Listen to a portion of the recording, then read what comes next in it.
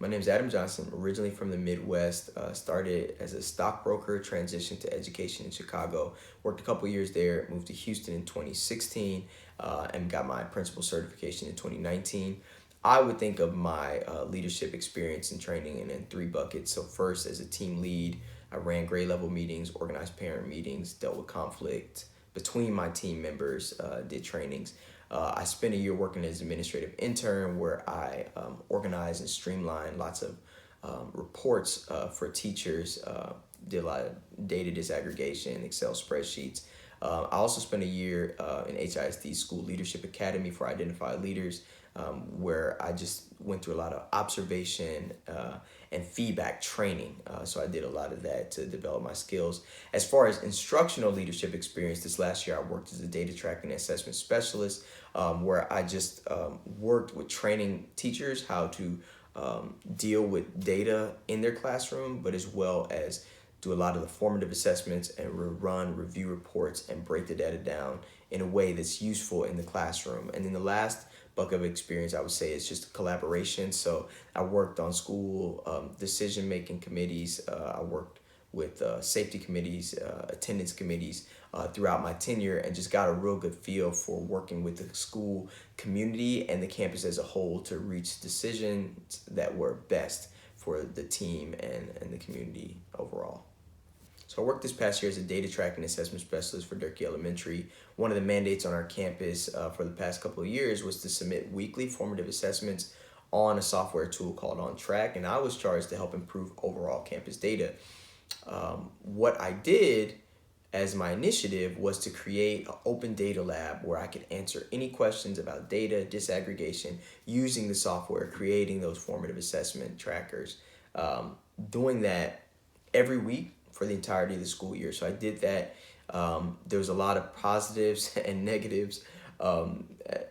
I grew a lot from that, and I grew in a few ways, and they are my challenges. So one of the challenges was differentiation, right? So we had some teachers, many teachers at that school that were 20 plus year veterans that did not do that well with technology. So the way I overcame that was being available consistently and actually helping them, walking them through step by step and creating some of those trackers for them. So kind of easing their mind on the burden of it and just giving them the ability to focus on teaching by assisting them with this data.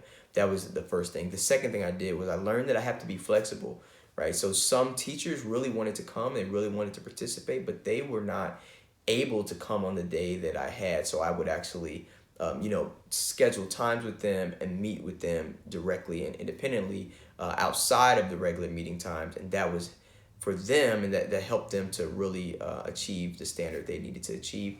And then the last thing that I learned was, I guess, not to judge a book by its cover, right? Like, not to judge people ahead of time. I saw sometimes some teachers not submitting their weekly formative assessments. And it wasn't until I took a deeper look that I understood that some of them had been completing the assessments every week, but did not know how to navigate the software. So sometimes I need to just suspend that judgment and make sure to reach out to them and interact with them and make sure they have the supports that they need.